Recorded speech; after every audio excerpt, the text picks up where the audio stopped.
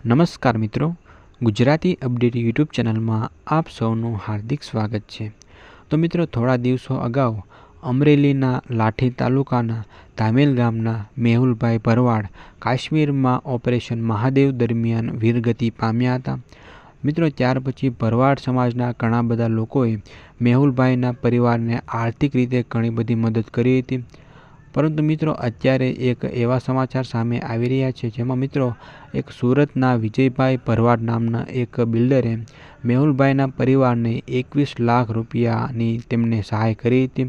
મિત્રો, 21 લાખ રૂપિયા રોકડા તેમણે મેહુલભાઈના પરિવારને સહાય કરી હતી।